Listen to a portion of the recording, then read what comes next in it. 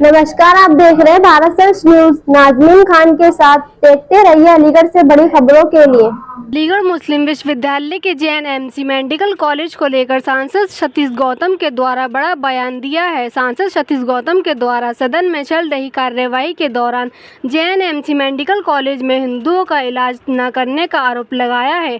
सांसद सतीश गौतम हमेशा अपने बयानों को लेकर सुर्खियों में रहते हैं। एएमयू में जिन्ना की तस्वीरों को लेकर भी उनके द्वारा बयान दिया था, लेकिन अब एक बार की सांसद के बयान लगातार सुर्खियों में आ रहे हैं। सांसद सतीश गौतम के द्वारा एक बार फिर अलीगढ़ मुस्लिम विश्वविद्यालय के जेएनएमसी मेडिकल कॉलेज पर बड़ा बयान दिया है।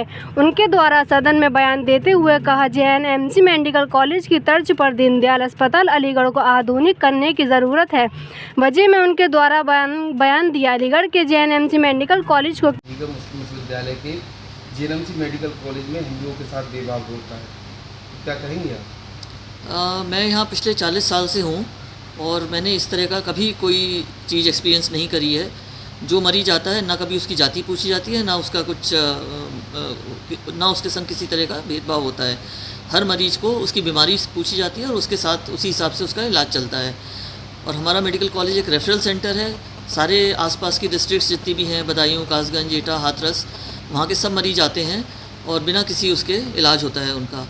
अभी आपको मालूम होगा कि कासगंज की ट्रेजेडी हुई, हाथरस की ट्रेजेडी हुई, उसमें ज़्यादातर सब दूसरे समुदाय के लोग थे, हिंदू समुदाय के, और किसी के साथ किसी भी तरह का भेदभाव नहीं किया गया।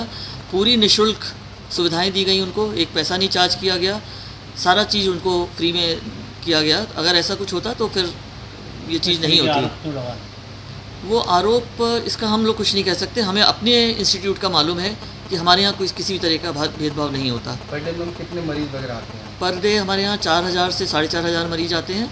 और जितनी भी गवर्नमेंट की योजनाएं चल रही हैं, जैसे कि आयुष्मान योजना है, जेवाईएस की योजना है, आभा योजना है, सब योजनाओं के तहत आसपास के सारे गाँव से मरीजों को फैसिलिटी मिलती है और कोई भेदभाव नहीं होता किसी भी तरीके का उनका। क्या नाम है आपका? और जिस तरीके से सतीश गौतम जी का बयान आया है कि जैन मेडिकल कॉलेज में जाति देखकर इलाज किया जाता है, कुछ लोग कतराते हैं, हिंदू धर्म के लोगों को ट्रीटमेंट नहीं मिल पा रहा। मैं पंडित आशीष शर्मा यहाँ मेडिकल कॉलेज में कार्यरत हूँ।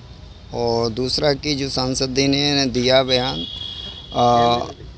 उन्होंने जो बयान दिया है वो तो सब लोग आप देख ही रहे हैं, लेकिन मैं बता देना चाहता हूँ यहाँ किसी भी प्रकार का भेदभाव तो नहीं किया जाता। ऐसा ज़रूर हो सकता है कि कोई स्टूडेंट है या यहाँ के एम्प्लॉई हैं, उनका पर्चा उनको पहले 1-2 लोगों को ले लिया जाए, उसके बाद ले लिया, ऐसा तो हो सकता है, लेकिन ये नहीं है। और बाकी हमारी जो प्राचार्य है उन्होंने बता ही दिया है। तो मैं तो भैया यही कहना चाहूँगा कि जे और माननीय मोदी जी से भी और राष्ट्रपति महोदय से भी और धर्मेंद्र प्रधान जी से भी और यहाँ की वाइस चांसलर महोदय से भी मैं तो भैया यही कहना चाहूँ, सबका साथ सबका विकास पूरे हिंदुस्तान के अंदर हो रहा है। लेकिन अलीगढ़ यूनिवर्सिटी की तरफ भी जैसे ड्रामा दिया गया है तो धन्यवाद देना चाहूँगा मैं मोदी जी को। लेकिन यहाँ के जो लोग हैं, हम डेली बेसिस पे कार्य कर रहे हैं, तो इन लोगों को रेगुलर किया जाए, इन मुद्दों पर उठाया जाए और बजट को यहाँ थोड़ा सा और बढ़ाया जाए, जिनसे हम लोगों की गुजारा वो बजट बहुत कम बताया जा रहा है कि लेकिन और भी संसद में हमारे और भी माननीय सांसद हैं, उन्होंने मुद्दों को उठाया है। तो ऑलरेडी अब हमारे जो सांसद हैं, अलीगढ़ के जो सांसद जी हैं, उन्होंने कहा अब उनके पास हो सकता है कोई गया हो या कोई मामला हुआ हो, तो वो तो हमें नहीं पता। लेकिन यहाँ हम इतने दिन से कार्य कर रहे हैं, हमें तो कभी महसूस नहीं। लेकिन हमें जो मान सम्मान मिल रहा है, इतना हिंदुस्तान में किसी कोने पर नहीं मिला। जब भी आते हैं तो हमें तो किसी प्रकार का कोई भेदभाव वो नज़र नहीं आता है। और जिस डिपार्टमेंट में, जिसमें पूरी यूनिवर्सिटी में कहीं भी जाते हैं तो एक आदर सम्मान के साथ पंडित जी के साथ में हमको संबोधित किया जाता है और बहुत ज़्यादा सम्मान मिलता है। तो मैं तो भैया यही करूँगा, जो यहाँ के जो हमारे डेली वेजर हैं उनको रेगुलर किया जाए। और हमारी प्राचार्य महोदय बीना महेश्वरी जी ने बता दिया है और हमारे ओवेश सर जो असिस्टेंट प्रोफेसर साहब हैं, उन्होंने भी बता दिया है कि भैया बजट को बढ़ा के दिया जाए। तो यही आग्रह करेंगे हम अपने सरकार के लोगों से भी।